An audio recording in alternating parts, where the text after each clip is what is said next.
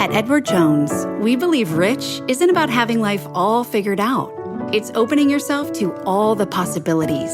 That's why your dedicated financial advisor provides long-term planning built around you, meeting you where you are, and helping you get closer to where you want to be.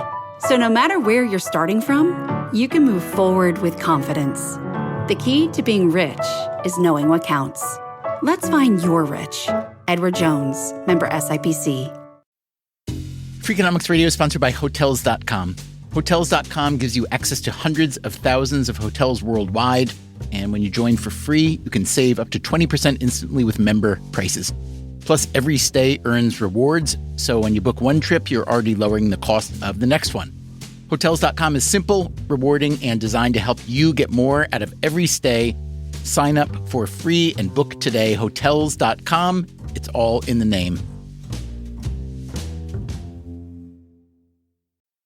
Freakonomics Radio is sponsored by Amica. You know what they say, if you want to go fast, go alone. If you want to go far, go together. So go with Amica and get coverage from a mutual insurer that's built for their customers, one that looks after what's important to you together. Auto, home, life, and more, coverage that fits your unique needs. Amica helps you protect what matters most. Visit amica.com and get a quote today.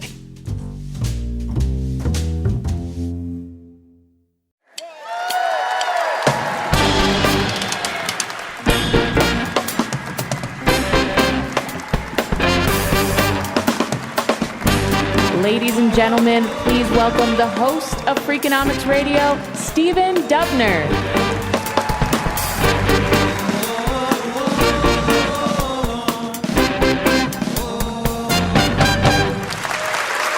Thank you so much. This week, Freakonomics Radio is being recorded live at the theater at the Ace Hotel in Los Angeles, California.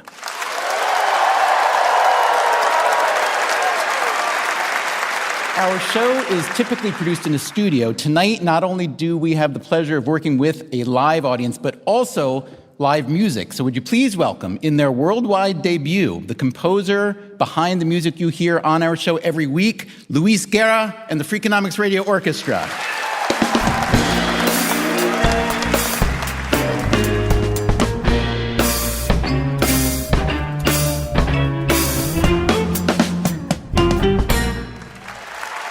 Also joining us tonight as co-host, the University of Pennsylvania psychology professor. She's also the author of the great book, Grit, The Power of Passion and Perseverance. Would you please welcome Angela Duckworth. Angela, hello. Hi, Stephen. I'm dying to know what you're working on that we should all know about. I recently did an 8-minute intervention. We asked students to give advice to other students. So we didn't give them money, we didn't give them information, we simply asked them to help other kids. They answered questions about how not to procrastinate, how to stay off their cell phone in 8 minutes, and then we followed them for a full marking period. And the students, just by being asked for their advice, got more motivated and did better in school. So just telling other people what they should do with their lives makes you better off? It's kind of, not intuitive because everyone does that like all the time. But in this particular case, the way we ask the questions, yeah. I like it. Angela, as you know, we sometimes play a game during these live shows called Tell Me Something I Don't Know. And what we do is we bring on stage a series of guests from various backgrounds and disciplines, and we will ask them to tell us something particularly interesting about their field. You and I will then ask them some questions, and then later on, our live audience will pick a winner. The criteria are very simple. Number one, did they tell us something we truly did not know? Number two, was it worth knowing? And number three, was it demonstrably true? And to help with that demonstrably true part, would you please welcome our real-time fact-checker. He is the head of global insights at Qualtrics. He's the co-founder of Five for the Fight, the campaign to eradicate cancer, Mike Maughan. Hey, Mike, first time in L.A. for us doing the show. You want to tell us some little-known facts about L.A.? So L.A. is a unique place. It is illegal to drive more than 2,000 sheep down Hollywood Boulevard. Shocking number of people have been arrested for that in the last 2 centuries. The LA Coroner's Office has a gift shop Just weird. And while San Francisco probably wants to own it, L.A. is regarded as the birthplace of the internet because the first transmission was sent from UCLA up to Menlo Park in 1969. Now, unfortunately, this is also the birthplace of the Kardashians and animatronic robots. Win some, lose some. Mike Maughan, thank you so much. I think it's time to get started. Our first guest tonight, would you please welcome, he is your mayor, Eric Garcetti.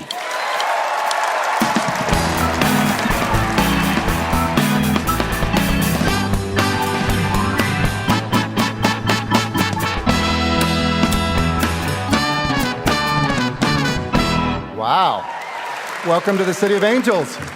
Great to have you guys here. Mayor Garcetti, we New Yorkers feel that we've got a pretty accurate picture of life in California, especially Southern California. It's basically earthquakes, wildfires, and Kardashians. So I'm just curious, is there anything else going on here, generally? Well, we are looking at getting an animatronic Kardashian, so the two things will come together soon. But no, that's pretty much the full sum of this amazing city. It's very simple place, but I like to call it sort of an imperfect paradise. What, in your view, are the imperfect parts that you are most concerned about? I think our biggest challenges are around poverty, housing connected to that, especially homelessness, traffic, and transportation. And then I'd say the third thing that we kind of are faced with is trying to figure out how we can take our pluralism and make that work. I think we do a pretty darn good job compared to other places. Los Angeles, I like to say it's a place where everybody feels like they belong. A lot of people like diversity and inclusion as words. I think they're less good. You know, the hometown buffet is diverse. Inclusion implies someone's powerful and is including you. But belonging is like a great equalizer. So let's talk about transportation a little bit. Most people from not here, like us, when we think about L.A., I think of it as a geographically massive place, which therefore requires a big dependence on cars, which therefore means a lot of congestion. And then when it comes to public transport, we think of slow buses and not many trains. So tell me where that perception is right and wrong and what you're doing about it. Well, we used to have the best public transportation system probably in the country, the red car and the yellow cars. We can go through the conspiracies of whether it was the car companies and the oil companies who killed it off. Go through those conspiracies. Well, okay.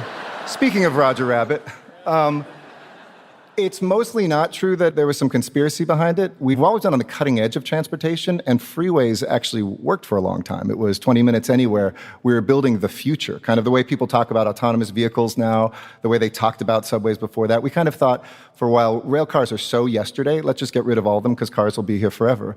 That led to a problem or two.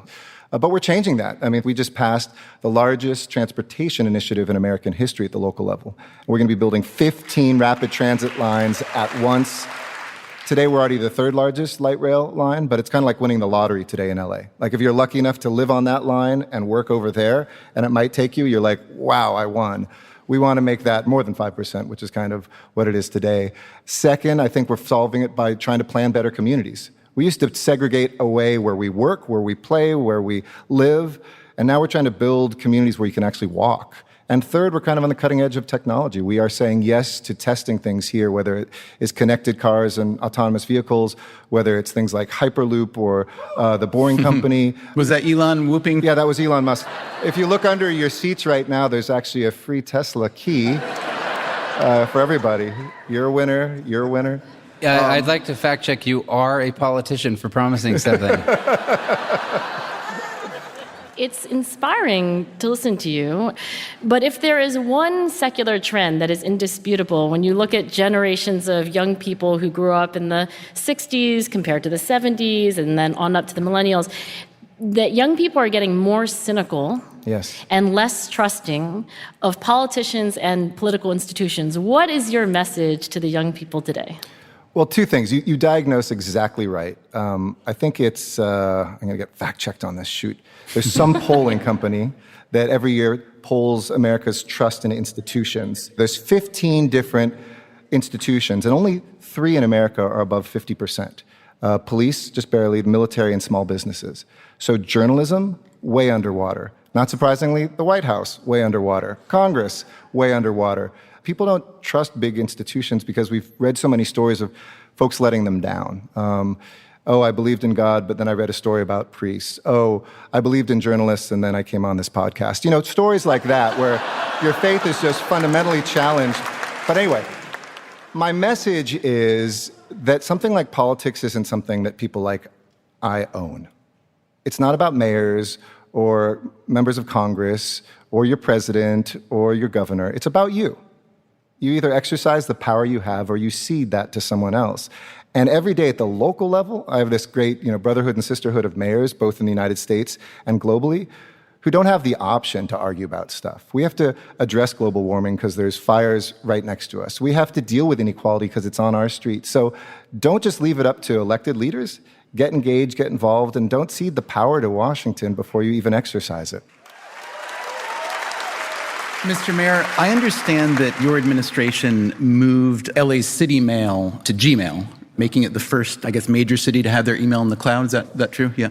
Is it also true that you required all city workers to use the same password, which was awesome mayor 12345? Yeah, it's just the default password. You can change it afterwards, but 92% of them haven't, so I enjoy reading their emails. Now, speaking of you knowing so well the data, L.A. was recently acknowledged, I believe, as the best U.S. city at using data to drive governance. Yeah, it's kind of like being the tallest building in Wichita, but we'll take it. No, all kidding aside, we're proud of opening up our data and sharing it with journalists and hackers and people who can use this data. The positive sense of hackers, who can come in and do things to empower the city. Can you tell us something that you learned through use of administrative data that otherwise either the identification of a problem or the idea of a solution that you wouldn't have known? So everybody's watched Chinatown, the great movie, how we stole water from Owens Valley. Owens Valley is what, who administers? It's a number of counties up there that are run by those supervisors. But Los Angeles, the city of Los Angeles, I learned this, our land holdings in Owens Valley are larger than the entire city of L.A. And I realized we need to do something, especially because of the drought. And I found out, here's the statistic, that 260 million gallons of water a day was going from our toilets and our sinks to the Hyperion water treatment plant right next to LAX. And we were cleaning it up to no longer be contaminated and then flushing it out to the ocean. And that was about 3 times the equivalent of the LA aqueduct. So what William Mulholland had engineered to come to LA, we could essentially quadruple the amount of water in this town from those 2 sources by simply recycling 100% of that, which we announced 2 months ago after working on this for a few years, we would do and we will accomplish. But yeah, I think literally it was one of those moments where if I hadn't read that number, I don't think I would have made that decision, and I don't think we would have kind of done the biggest infrastructure change to our water in 100 years. So what were you like when you were, 16 years old? What was your social group? My social group was theater nerds. You were a theater nerd. Yeah. There's 10 of us here, and we all keep in touch. Like stage crew? Thanks for coming. No, I was on the stage, and I was kind of a budding activist, I would say. I was this weird mix that's reflective of this city. I'm your average Angelino. I have an Italian last name. I'm half Mexican, half Jewish. I was really into human rights, and I kind of found my place in those 2 things, like being in and of the world, trying to pursue human rights stuff, and getting on a stage when you're scared is, I don't know, can we swear here? Sure. Scared as it's your city. You shouldn't be asking us if you can swear here. You guys can all swear tonight. Yeah, thanks. Appreciate it. Oh, speaking of favors, Luis Guerra, our band leader, apparently has a few parking tickets. Oh, I know, and I thank him for those. Keep on doing it, man. We need that. We need that revenue. More firefighters, longer hours at our library. Keep parking. So let me ask you this. There are roughly 500,000 Democratic candidates running for president in 2020, one of which is not you, many of which are less prominent than you, however. So why not? And don't, please, if you don't mind, give me the standard answer about loving your current job and wanting to serve out your term, because we know that stops no one else. I can only speak for myself, but it kind of should. Look, in politics, people live so much of their careers oftentimes in the future that they ignore the present and what they have. And that's not just for politicians, that's all of us, right? We're always like, cool, I got an iPhone 8, like when's 9 coming out?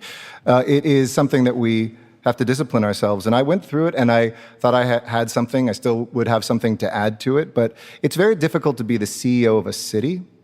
And if you have a conscience, kind of not run that city. If a teacher's strike, like we had in January, breaks out, or an earthquake comes, God forbid, life's long and we'll figure out the future, I would say. So, from what I've read, your style of governance seems to be really collaborative, as opposed to the kind of command and control or shout and scream that we see in Washington a lot. If you could sort of magically invoke one change in federal government that would produce more collaboration, or at least less outright intransigence, what would you do? So in DC, we kind of have this, repeal and replace mentality. As soon as I can get into government, I'm going to just repeal everything that the last folks did and replace it with my philosophy. And we see compromise as some sort of dirty word. And I think that's really toxic. At the local level, we can't afford to do that. We raised the minimum wage here in LA, but we also reduced our city's business tax. Now think about that for a second. If you're a Democrat, you're supposed to raise both of those things. If you're a Republican, you're supposed to lower both of them. But we know putting more money in the pocket of folks who are going to spend it on Main Street is good for the economy, as is lowering a city's business tax that we have based on gross receipts, which is anti-business.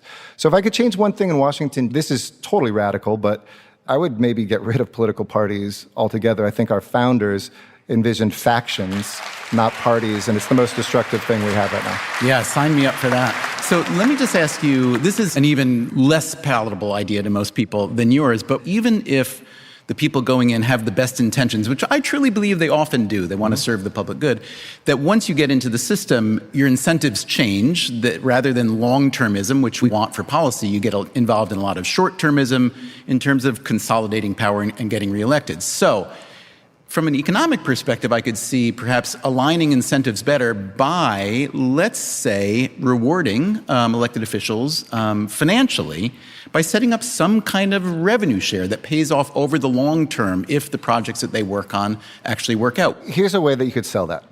Instead of talking about redistribution, talk about the idea of pre-distribution.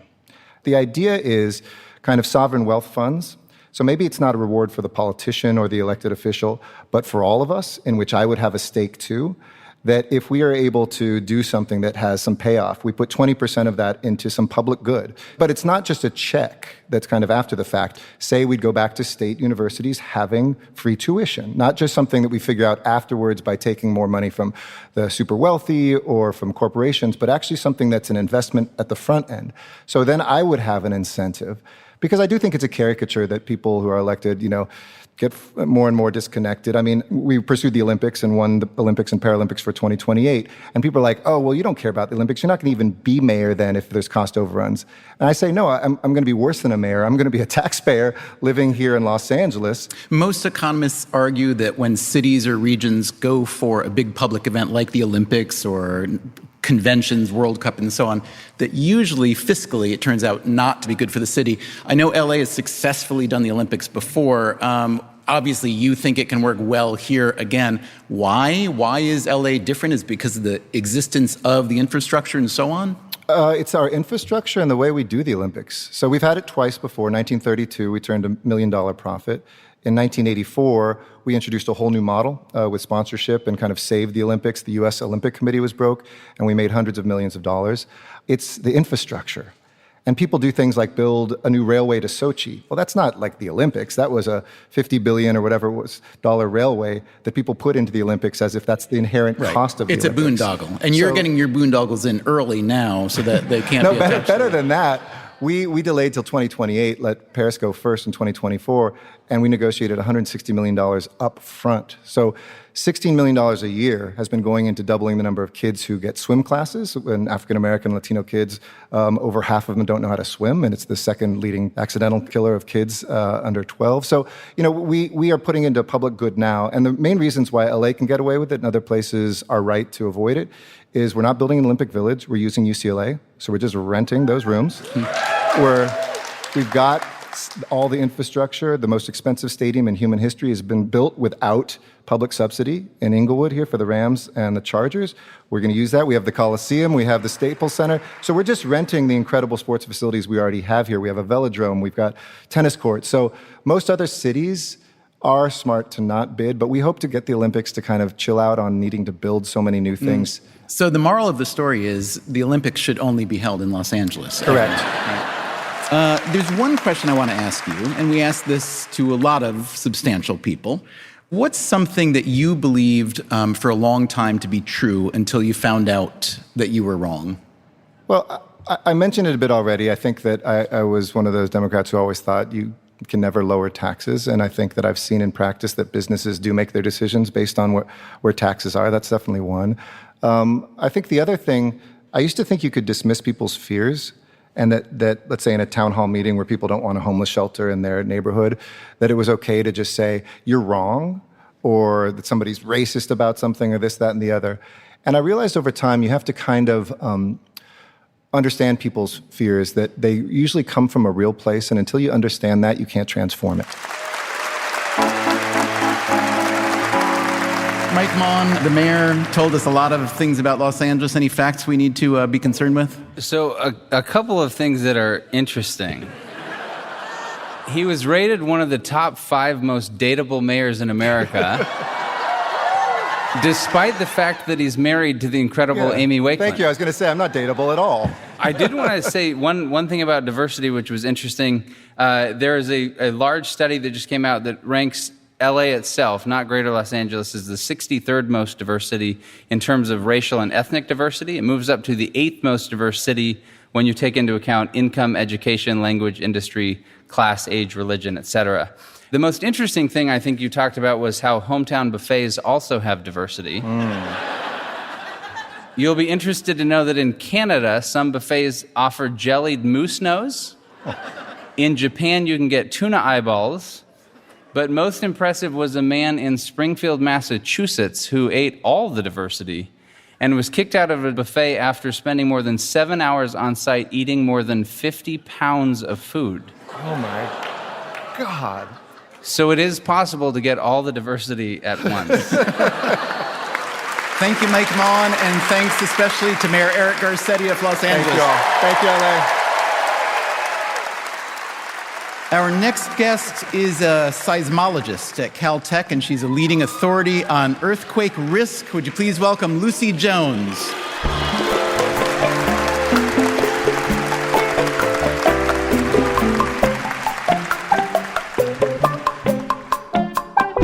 Okay, Lucy, it was so interesting to me that people clapped for earthquakes. Tell us something we don't know about earthquakes. Let's start there. I think most people think of California as a place with a lot of earthquakes. The reality is we don't have enough. Now, maybe that's only something a seismologist is going to say, but we can look at the geology and see how many we should have. And especially the last couple of decades have been particularly quiet. We call it an earthquake drought. And the only downside of it is it leads to complacency. People think that this is what we have to be ready for, and we need to remember that in the long run we get more. Very interesting. So for 20 years, that time scale is probably just not significant when you're thinking earthquakes, yes? On the larger ones, that's right. And actually, if you want to see some really interesting debates, watch geologists try to do statistics. A lot of us struggle on how to do it correctly, and we argue over it. But if you go to small enough earthquakes, then you have a lot of them, and it's statistically significant that the last 20 years is quite a bit quieter than the previous century. So, quick two-part question. I want you to tell us about earthquake prediction and how it's changed over recent decades. And then related to that, what can you tell us about the probability of a big bad earthquake, let's say in California, in the next, let's say, 10, 20, and 50 years? Okay, I'll start with the last one and just say the big earthquake on the San Andreas, 7.8, 8, something like that, is absolutely inevitable. Just give me enough time. Enough time, we're talking decades, centuries, what? Well, all right, so we average 150 years. And can I just say, you sound a little too excited about the probability. I don't get to create my own experiments. I have to wait for what the Earth is going to give me. And, I came in here in my first decade. We had a lot of earthquakes. We had Whittier Narrows. We had Northridge. We had Loma Prieta. And then for the next 25 years, at the end of my career, boom, nothing, right? I miss them. But I realize that not everybody else does. The problem is that the pattern really is random. I can give you a rate. I can do the earthquake climate, if you will. But what we don't have is the particular storm. When the rain's coming in tonight and my iPhone says there's a 50% chance of rain starting at 11 o'clock, that's because they can measure the cloud coming in. There's nothing that has to come in for the earthquake to happen. Or if there is, it happens for every earthquake. And there's an average an earthquake once every 3 minutes in Southern California. So what do you mean that it's random? Do you really mean that it's random? Yeah, statistically, as far as we can tell, it really is random. Now you think, okay, we're building up the stress on the fault. The earthquake should happen when the stress is built up.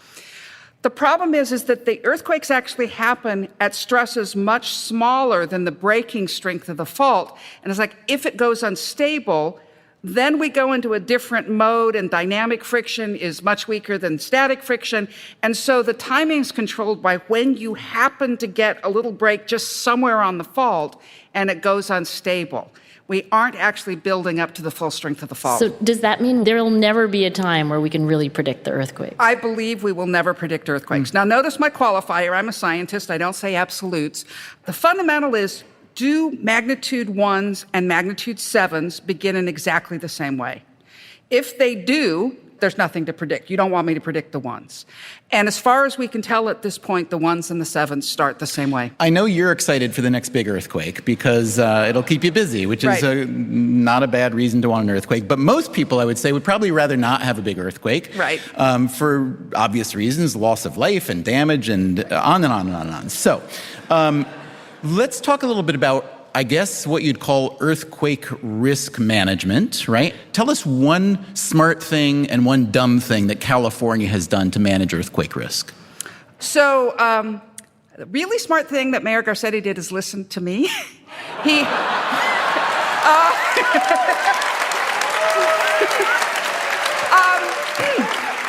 He invited me to City Hall. We had a long discussion. We ended up creating a cooperative project where the U.S. Geological Survey, who was my employer at the time, put me in City Hall, and together we created a resilience plan. The two biggest things, generally, we know which are the bad buildings that are going to fall down, and we have mandated repairs. The owners have to spend the money to fix those buildings so they don't kill people. And what kind of money are we talking about for that? Billions. Retrofitting, yeah. Yeah, I mean, there's about 15,000 buildings involved. And it's paid by the owners, right? And if it's a rent-controlled apartment, then it's split 50-50 with the tenants. But they're not allowed to put the whole cost onto the tenants. The concrete or a commercial building, the owner pays for it and he can change his rent as needed, or he can choose to tear it down. Can I ask, you said that the 7 is inevitable? Absolutely. Like Superman, the first movie? What does this look like? I actually watched that movie with a class of geologists. We got thrown out of the theater. We can look at the geology. And Los Angeles is moving to San Francisco. In just 5 million years, we will be a suburb of San Francisco, right? And that is inevitable, and it's not going to be stopped. Plate tectonics goes on. The question is, are we going to take the next step in it tonight, or next year, or 50 years from now? And these policies that are, building the right infrastructures, do these apply to 7-level earthquakes? Absolutely. We do pretty well in a magnitude 6, right? We have had 6s that don't kill people. So we are gradually building it up. I mean, it's all a relative thing. We absolutely could have a city resilient to it. We can't stop all damage. We could do a better job with our water system. All that Los Angeles aqueduct he was talking about, it crosses the San Andreas Fault in a wooden tunnel built in 1908. And the tunnel is 9 feet in diameter, and the expected fault offset will be 12 feet, so it won't exist after the earthquake. Okay, Mr. Awesome Mayor, what have you done about that? They are planning the engineering solution now. How much greater is the risk of dying in an earthquake in California versus, let's say, New York? Not much. We have a lot more earthquakes, but you have a lot worse buildings. There was a study that said, what's the expected money to be lost in the different urban areas? Los Angeles is number 1, San Francisco is number 2, Seattle's number 3, and New York is number 4. I understand that earthquake insurance is not required in California and that roughly just 15% of property owners have it. Should it be required? That's a different policy question than science, but it is going to hurt our economy very badly. You can look at what happened to San Francisco in 1906. It was the only city that mattered on the West Coast in 1905. That earthquake happened and essentially destroyed the whole city. The next decade is the biggest growth decade in the history of Los Angeles. People gave up on San Francisco and came south. Their economy went down for decades. And you can argue that San Francisco never regained its position. Mike Maughan, Lucy Jones says the big one is coming and she can't wait. Is there... did you turn up any facts that are worth revisiting? There is, in theory, this sliver of land between the fault and the ocean where that will break off, and then L.A. would slide past San Francisco. So that's a real thing. I'd bet on that. In 5 billion years. Yeah, well, sure, right. But what's time? On a positive note, earthquakes are the only natural disaster not affected by climate change. Lucky us. A few things to add. We are in this earthquake drought. We're also in a drought of moral leadership, human intelligence, and good Nicolas Cage movies. Mike, thank you, and Lucy Jones, thank you so much for being on our show tonight. That was great. It is time now for a quick break. If you'd like to attend a future taping of Freakonomics Radio Live, visit freakonomics.com/live. We do have upcoming shows in Philadelphia, London, and Chicago. We will be right back.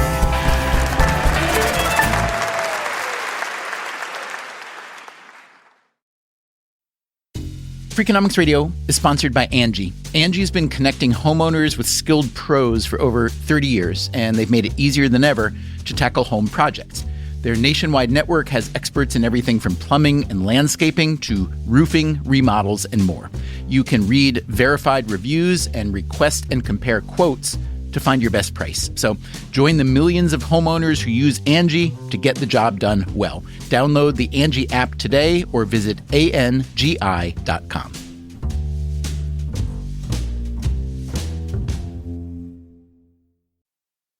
Freakonomics Radio is sponsored by Range Rover Sport, a vehicle that blends power, poise, and performance.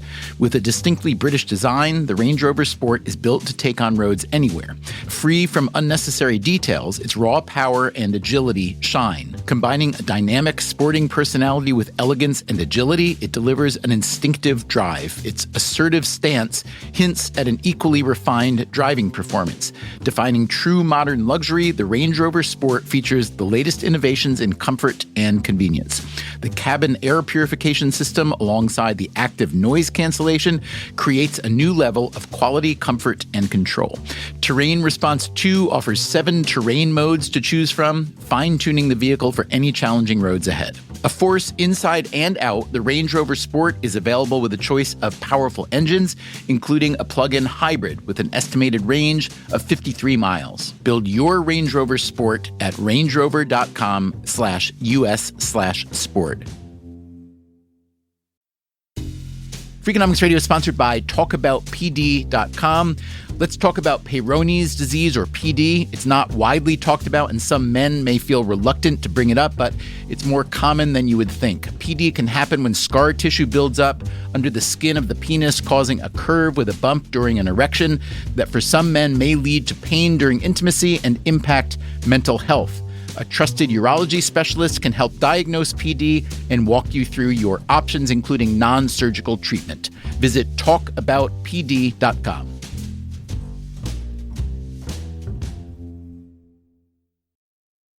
Welcome back to Freakonomics Radio Live. I'm Stephen Dubner. My co-host is Angela Duckworth. Our live fact checker is Mike Maughan, and we've got live music tonight from the Freakonomics Radio Orchestra, which includes composer and bassist Luis Guerra, on drums Mike Longoria, on guitar Jimmy Messer, On horns and strings, Dan Weinstein. And on keys and good vibes, Khalil Sabah. Would you please welcome now our next guest? He is Executive Director of the Port of Los Angeles, Gene Soroka.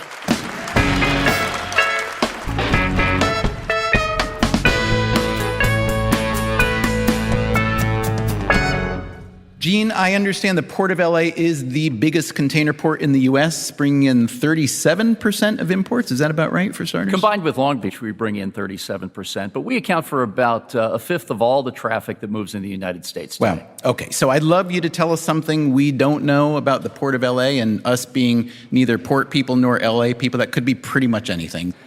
One of our biggest exports is air. Air? Empty containers. Oh, is this about China? We're pretty dependent as a nation on imports. So we've got a balance of about 2 imports to every 1 export. And the balance of those containers, we work around the clock to get back to Asia so they can get the next round of imports. So this is containers deadheading their way back to China to fill up to send us more junk. That's exactly it. Gotcha. Okay. So what are the mechanics, let's say, and logistics and costs of shipping full stuff versus air?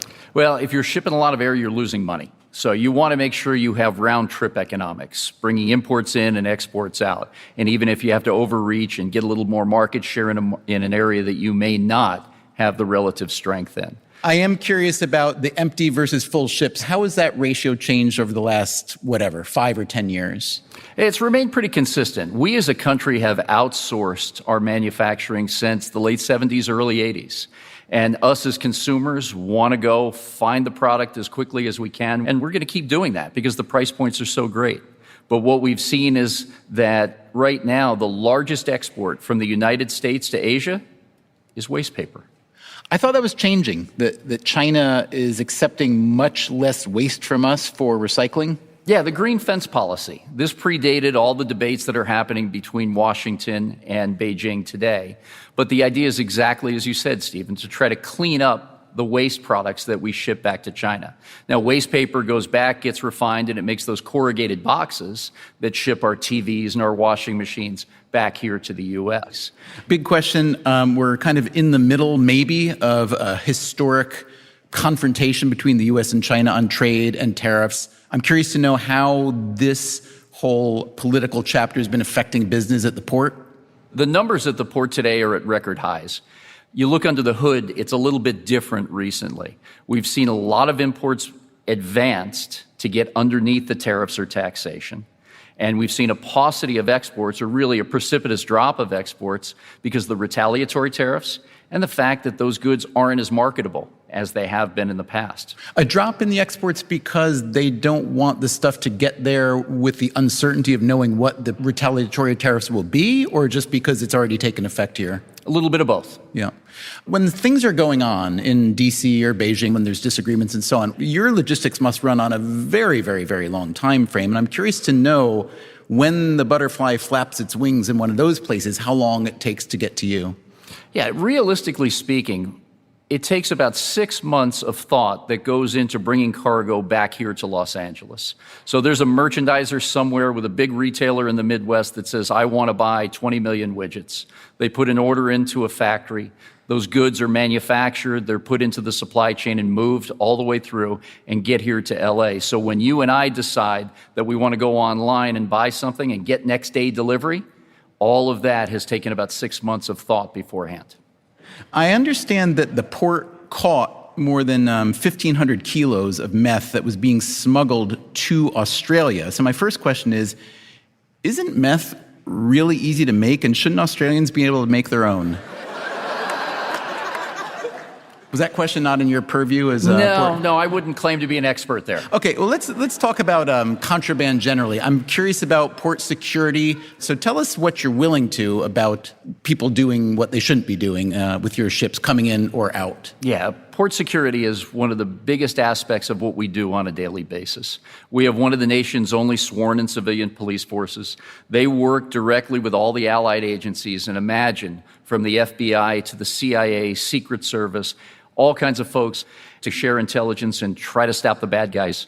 There could be anything from getting into our systems to find out where our money is flowing, how bank accounts are used both here and overseas, to get ships to move in the wrong direction and cause havoc. All of the above and much more. And who's doing that? Bad guys.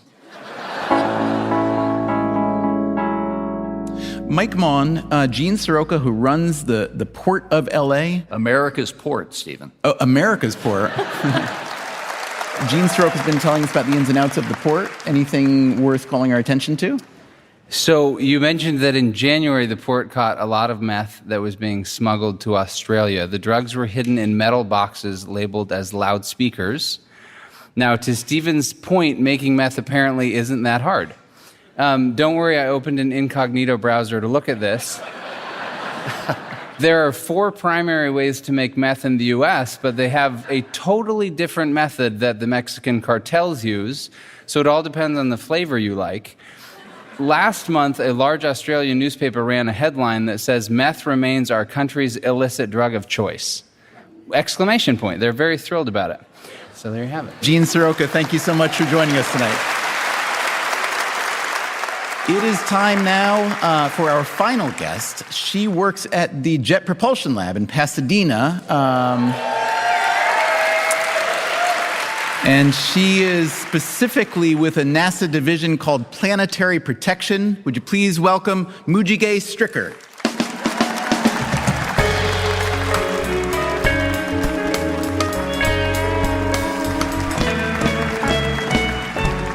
Mujige, welcome. Thank you. It would seem that your division, Planetary Protection, has something to do with fighting off, let's say, potential asteroid strikes that would devastate the Earth. Is that true? That is the actual number one thing that people usually think, but it is wrong. Uh-huh. So what I do is I focus on the microbial scale and protecting other planets from humans. Making sure when we explore other planets, bodies, asteroids, that we don't contaminate it with life that we find on Earth, especially if there may be life that exists there. It is so interesting that we're more concerned about polluting other planets than ours. Did we do anything wrong with the previous moon landings? You know, the astronauts, when they came back from the moon, they splashed down in the ocean, and if there was something on the outside of the container that really could harm humans, we would have been dead right there at splashdown. But what do you do, though? Like, you can't go through a car wash on your way back down from space. What you need to do when you bring something back, humans back or samples back, you need to do a lot of great creative engineering to have capsules within capsules or a sterilization device so that you can prevent anything bad to come back to Earth. So is this mostly about Mars 2020, what you're working on? So my job is specifically focused on Mars. Mars 2020 is going to go to the surface of Mars, collect samples, and for the very first time, package them in a way that they can come back to Earth. We've never had a sample return mission from Mars. Okay, so let me ask you this. You don't sound like a very excited person, I have to say, but what would really, really super duper excite you about Mars and getting stuff back? Yeah, the most exciting and ultimate goal is, we're searching for life, and to be able to find signs of life and actually definitively find a smoking gun, that would be just an exciting dream come true, because it would answer the big question, are we alone in the universe? So what do you actually do in your job? So a day in my life would be sitting in a very small room with a bunch of engineers, scientists, and say, okay, we're going to plug in the face of the rover onto the body of the rover.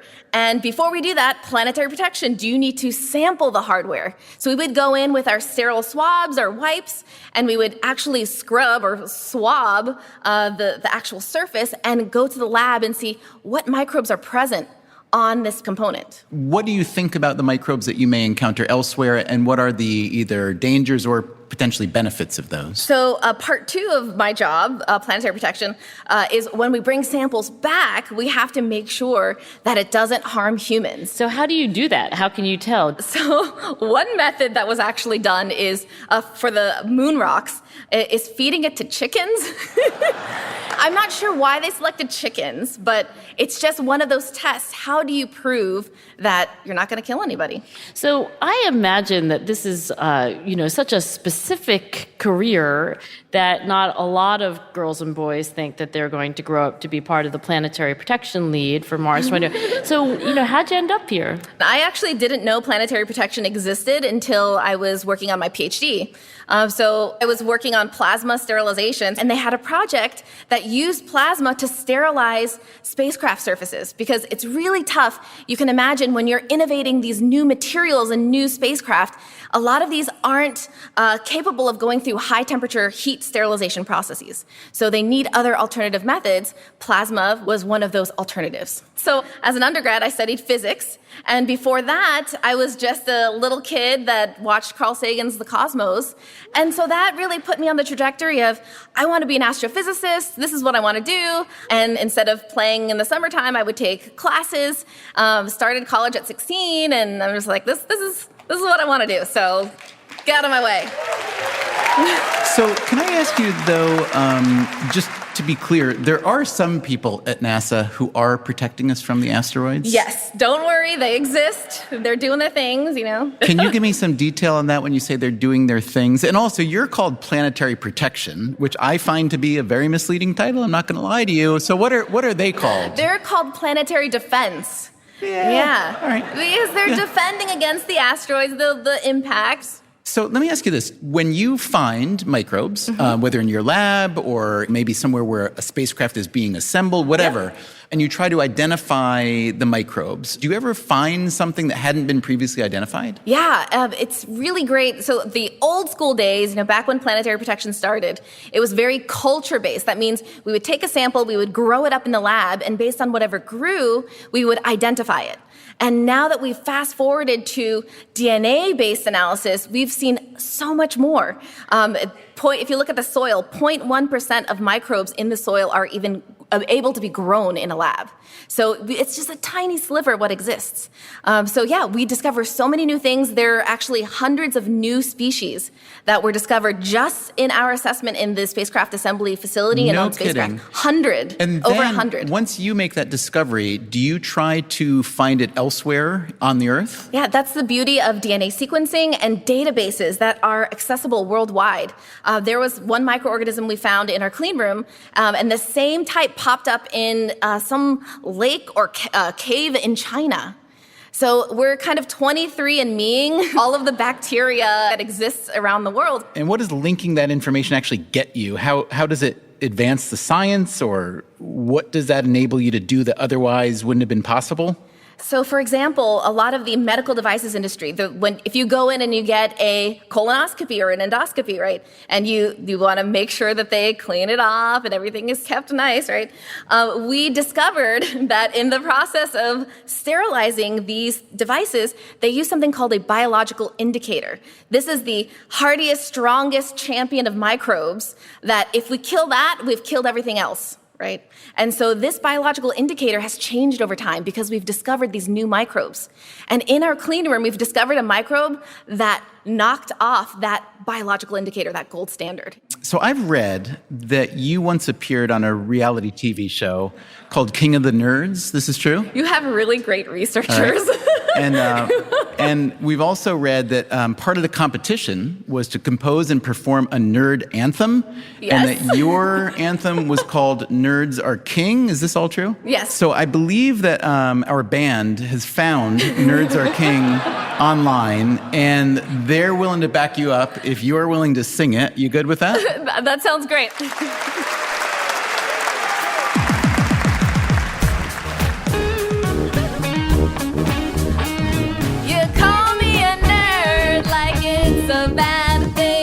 The world is our kingdom, and nerds are king, representing for the geeks who get put down.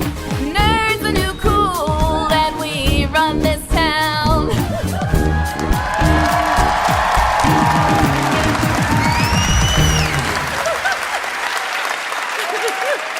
Mike Maughan, fact check that. That was good. Okay, so I think the most interesting thing I found was just the way to apply for a job in planetary protection.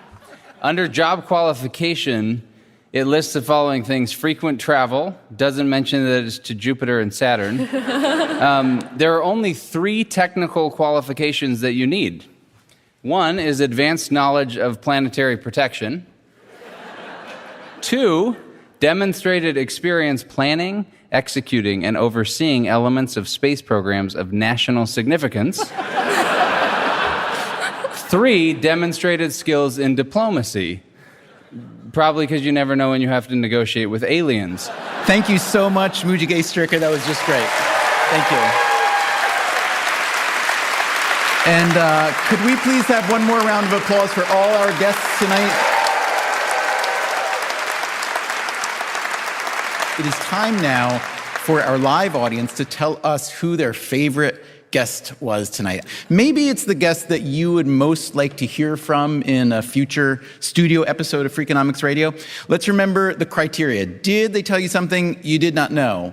Was it truly worth knowing, and was it demonstrably true? So who's it going to be? Eric Garcetti, the mayor of Los Angeles, Lucy Jones, who both calmed and frightened us with her earthquake expertise, Jean Soroka, who runs the Port of L.A., America's port, or Mujige Stricker, who helps protect various planets from various microbes and also composes anthems to nerds.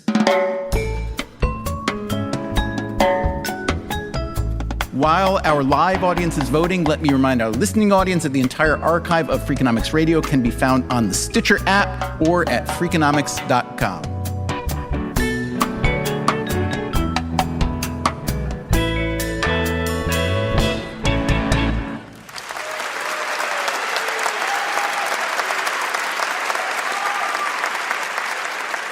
Okay, the audience vote is in. Once again, thank you so much to all our guest presenters and our grand prize winner tonight for telling us about planetary protection. Mujige Stricker, congratulations.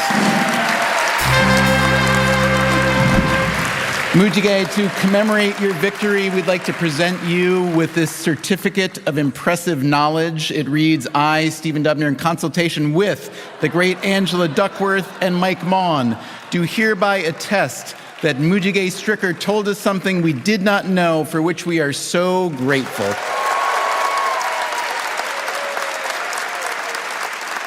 And that's our show for tonight. I hope we told you something you didn't know. Huge thanks to Mike and Angela, to our guests, to Luis Guerra and the great Freakonomics Radio Orchestra. Thanks especially to all of you for listening this week and every week to Freakonomics Radio. Good night.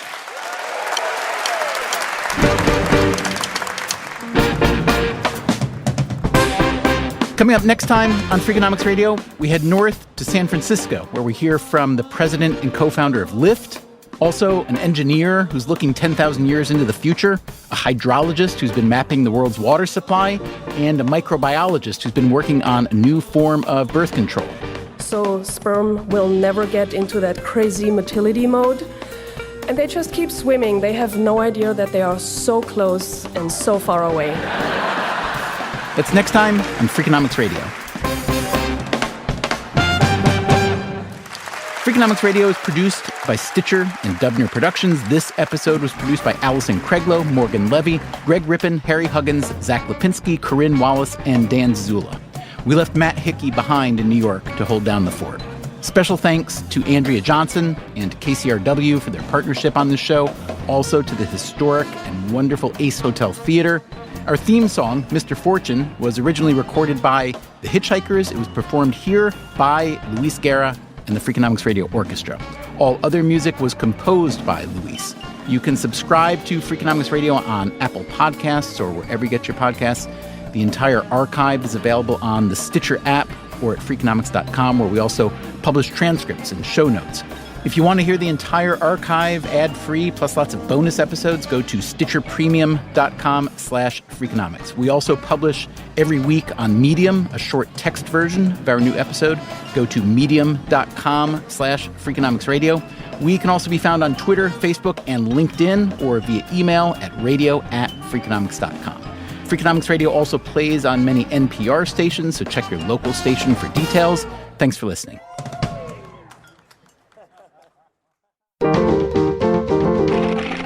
Stitcher. Welcome back to Should I Get It Delivered? Contestant, you're out of food and your meds, but are too tired to get up. Do you A, pout, B, beg your roommate, or C, get Walmart to deliver it all same day? Same day? Who knew? Gonna go with C, Walmart. That is correct. Walmart offers same-day delivery for prescriptions, groceries, and more. I love not leaving my couch. Walmart. Who knew? Subject to availability, restrictions, medication exclusions, and fees apply. In the U.S., there's a break-in every 26 seconds. But when intruders step near, Simply Safe Home Security steps up. Stop. This is Simply Safe. Police are on the way. Using AI alerts, U.S.-based live agents help deter break-ins. Simply Safe, no long-term contracts. Save 50% on your new system with professional monitoring at simplysafe.com/SXM or with promo code SXM.